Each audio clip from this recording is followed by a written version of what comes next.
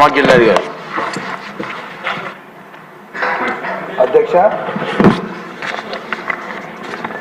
మన ముఖ్యమంత్రి గారు తన అపారమైనటువంటి విజన్తో మరి ఈ 10 సంవత్సరాలుగా అంటే 2014 రాష్ట్రం విడిపోయిన తర్వాత అస్తవ్యస్తమైనటువంటి ఆర్థిక వ్యవస్థను గాడిలో పెట్టడానికి ఏ రకమైనటువంటి చర్యలు తీసుకున్నారు, ఏ రకమైనటువంటి అభివృద్ధి చేశారు, పూర్తి వివరాలతో తెలియజేయడం జరిగింది.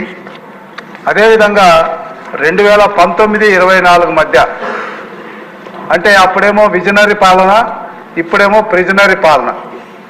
ఈ ప్రిజనరీ పాలనలో ఏ రకమైనటువంటి ఆర్థిక వ్యవస్థను అస్తవ్యస్తం చేశారో కళ్ళకు కట్టినట్టుగా చూపించారు.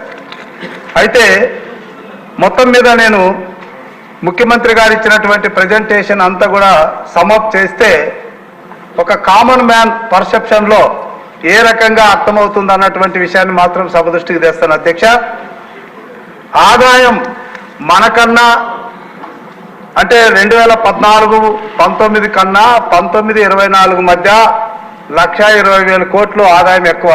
అధ్యక్ష, అప్పు మనం చేసినటువంటి 1,64,000 కోట్ల కన్నా ఆయన చేసిన అప్పు 3,20,1,000 ఎక్కువగా చేశాడు.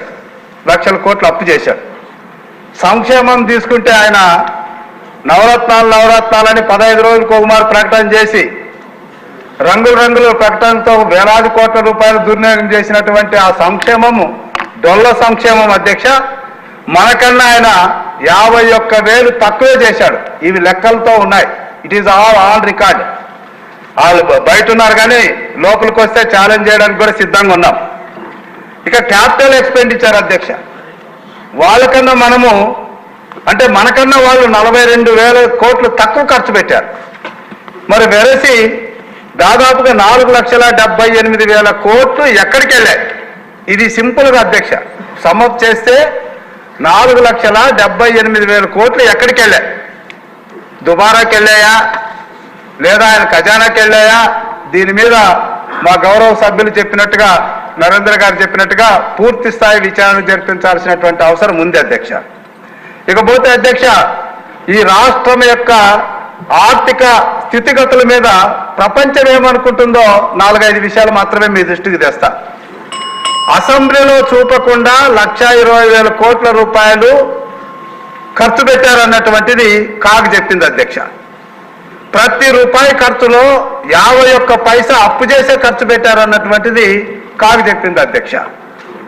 అదేవిధంగా 97 మనకు పబ్లిక్ సెక్టర్ అండర్టేకింగ్స్ ఉంటే అందులో కేవలం 14 మాత్రమే ఆడిట్ అయినాయి అధ్యక్ష.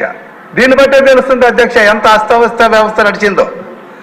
పోతే ఈయనేదో డీబీటీ బటన్ నొక్కుడు అని విపరీతమైన అడ్వర్టైజ్మెంట్లు చేశాడు. ఈ బటన్ నొక్కుల్లో ఈయన స్థానం ఎక్కడంటే 19వ స్థానం ఉంది అధ్యక్ష. అంటే చాలా రాష్ట్రాల్లో బటన్ పకడ్బందీగా నొక్కుతున్నారు, కానీ ఈయన నొక్కితే అది అస్తవ్యస్తమైనటువంటి నొక్కడే, ఎవరికి పడేటట్లు లేదు. అది 19వ స్థానానికి పోయింది. ఇకపోతే ఆక్స్ఫర్డ్ యూనివర్సిటీ వాళ్ళు మల్టీ డైమెన్షనల్ పావర్టీ ఇండెక్స్ లో మన రాష్ట్రాన్ని ఎక్కడికి తీసుకెళ్లారంటే 20వ స్థానానికి తీసుకెళ్లారు. కానీ అదే మా చంద్రబాబు నాయుడు గారు 2014-19 మధ్య 1, 2, 3 స్థానాలకు తప్ప ఎక్కడికి దిగజార్చినటువంటి సందర్భం లేదు. ఇకపోతే మరి ఆక్స్ఫామ్ అనేటువంటి సంస్థ గని అసమానతల్లో మనం 34వ స్థానం నుంచి 43వ ప్లేస్కి వెళ్ళిపోయినాం అధ్యక్ష. అంటే ఒక్క ప్లేస్ వెళితే దాదాపుగా ఒక్కొక్క తలసరి ఆదాయం మీద 15,000 కోట్ల రూపాయలు మనకు వ్యత్యాసం ఉంటుంది అధ్యక్ష. సో ఇది కూడా మరి ఏకంగా 43 నుంచి 34 నుంచి 43కు పోయిందంటే 9 పాయింట్లు పెరిగిందంటే మనం ఎక్కడికి వెళ్ళామో చూడాల్సి వస్తుంది. దీని ప్రకారం ఏమైపోయింది? తలసరి మీద ఒక్కొక్కరి మీద 1,91 కోట్ల రూపాయలు అప్పు ఉంది అధ్యక్ష. ఒక్క రైతు కుటుంబం మీద 5,45,000 అప్పు ఉంది అధ్యక్ష, ఆయన చేసినటువంటి అస్తవ్యస్తం. ఇకపోతే మనము తలదించుకోవాల్సినటువంటిది ఒక్క ఛాన్స్ అని ఇచ్చి జగన్మోహన్ రెడ్డి గారిని ఏ రకంగా అయితే ఈ రాష్ట్ర ప్రజలు నెత్తి మీద ఎక్కారు 5 సంవత్సరాలు, దీనివల్ల క్వాలిఫైడ్ ఒపీనియన్ అనేటువంటి పేరు, అంటే మనం ఎక్కడికైనా వెళ్ళి అప్పు కావాలని అడిగితే ఒక సంస్థ క్వాలిఫైడ్ ఒపీనియన్ అనేటువంటి దాంట్లో సర్టిఫికెట్ చేసినటువంటి ఏకైక రాష్ట్రం మనదే అధ్యక్ష. ఏ రాష్ట్రానికి ఇలాంటి సర్టిఫికెట్ తీసుకొని అప్పు చేసినటువంటి సందర్భం లేదు, కానీ మన రాష్ట్రానికే ఆ అపఖ్యాతి దక్కింది. ఈ రకంగా మనం చూస్తే మరి మనము మా ముఖ్యమంత్రి గారు చెప్పినట్టుగా మన మీద చాలా గురుతరమైనటువంటి బాధ్యత ఉంది. ప్రజలకు పూర్తి స్థాయిలో అవగాహన కల్పించాల్సినటువంటి అవసరం ఉంది.